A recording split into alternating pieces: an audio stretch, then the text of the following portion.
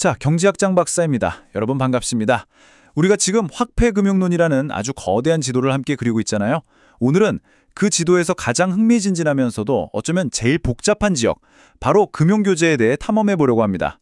특히 은행들이 서로 어떻게 경쟁하는지, 그리고 정부는 도대체 왜 그 경쟁에 끼어드는 건지 그 숨겨진 규칙들을 한번 파헤쳐 볼 거예요. 이게 우리 주머니 속 돈과 얼마나 직결되는 문제인지 지금부터 저와 함께 하나씩 알아보시죠. 자, 그럼 본격적인 얘기에 들어가기 전에 제가 질문 하나만 던져볼게요. 여러분, 축구 경기나 야구 경기 보면 꼭 심판이 있잖아요. 왜 있죠? 반칙도 잡아내고 경기가 공정하게 돌아가도록 만들어주죠. 그렇다면 이 금융시장에는 왜 이런 심판, 다시 말해 감독기구가 필요한 걸까요? 한번 생각해 보세요. 보통 생각하면 경쟁은 치열할수록 좋은 거 아닌가 하잖아요. 근데요, 이 금융의 세계는 조금 다릅니다. 은행들끼리 경쟁이 너무 과열되면 에라 모르겠다 하면서 뭐 아니면 도식에 아주 위험한 투자를 하게 될 가능성이 커져요. 그리고 그렇게 생긴 작은 균열 하나가 마치 도미노처럼 순식간에 번져서, 기억나시죠? 2008년 금융위기 때처럼 경제 전체를 한순간에 무너뜨릴 수도 있습니다. 바로 이 무서운 연쇄 붕괴의 위험, 이게 바로 금융시장에 심판이 꼭 있어야 하는 첫 번째 이유입니다. 자, 이 금융감독이라는 심판이 들고 있는 룰북이 크게 두 가지라고 보시면 돼요.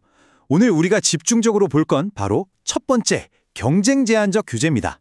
이건 뭐냐면 아예 경기장에 들어올 수 있는 선수의 자격이나 팀의 주인이 누가 될 수 있는지 같은 시장의 아주 근본적인 룰을 정하는 거예요.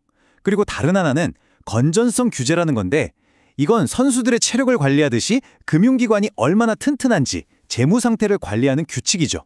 자, 오늘은 이 첫 번째 룰북, 시장의 기본 게임 룰부터 제대로 파헤쳐 보겠습니다. 좋습니다. 그럼 첫 번째 규칙의 문을 한번 열어보겠습니다.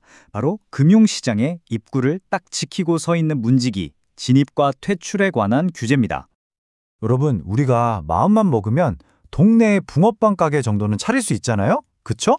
그런데 왜 은행은 아무나 내가 돈 좀 있다고 해서 뚝딱 설립할 수가 없는 걸까요? 여기에는 아주 중요한 이유가 숨어 있습니다. 그건 바로 저와 여러분의 돈, 그리고 우리 금융 시스템 전체를 보호하기 위해서입니다. 은행을 하나 세우려면요, 금융위원회로부터 이보세요, 이렇게나 깐깐한 심사를 다 통과해야 합니다. 사업계획은 괜찮은지, 자본금은 충분한지, 심지어는 주요 주주나 경영진이 믿을 만한 사람들인지까지. 이건 뭐 거의 현미경으로 들여다보는 수준이죠. 자격도 안 되는 선수가 경기장에 들어와서 경기를 다 망쳐버리는 걸 막기 위한 최소한의 안전장치라고 할 수 있겠습니다.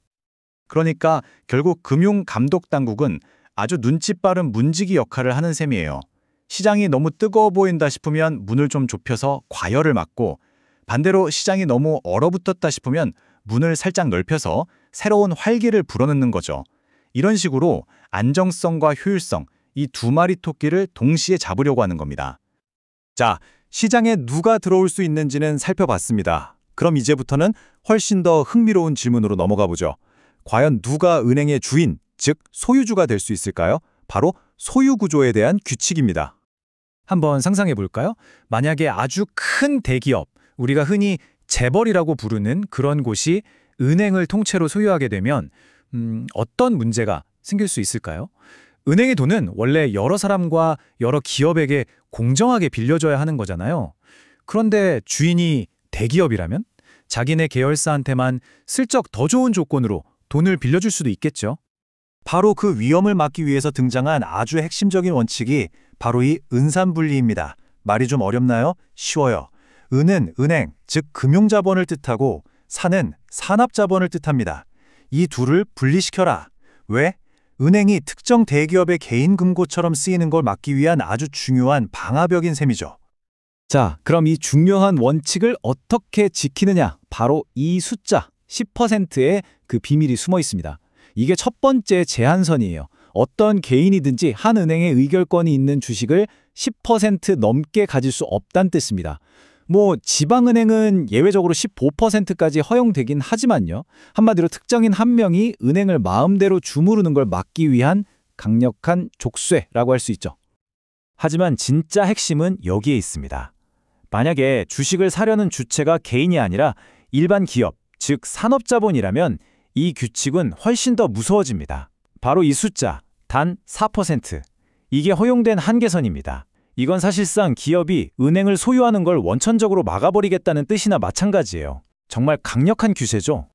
자, 이제 외부에서 들어오는 문지기들은 다 만나봤습니다. 이제 마지막 방어선을 살펴볼 시간인데요. 이번엔 금융기관 내부로 한번 들어가 보겠습니다. 바로 지배구조에 대한 규제입니다. 외부에서 주행을 아무리 제한해도 정작 내부 운영이 엉망진창이면 아무 소용없잖아요. 그래서 안에도 감시 시스템을 만드는 겁니다.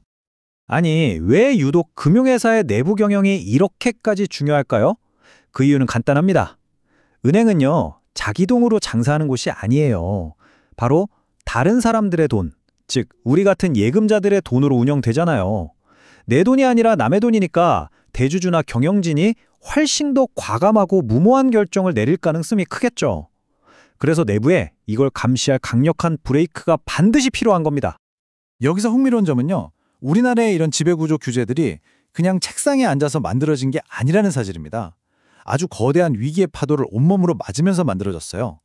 1997년 외환위기라는 큰 상처를 겪고 나서야 외부 감시 시스템인 사회이사 제도가 도입됐고요. 2008년 글로벌 금융위기를 또 한 번 겪고 나서야 흩어져 있던 관련 법들이 하나로 통합됐죠. 말 그대로 뼈아픈 위기를 통해 배운 교훈의 역사 그 자체입니다. 그래서 지금 금융회사 내부에는요, 거의 어벤져스 같은 내부 감시팀이 딱 버티고 있는 겁니다.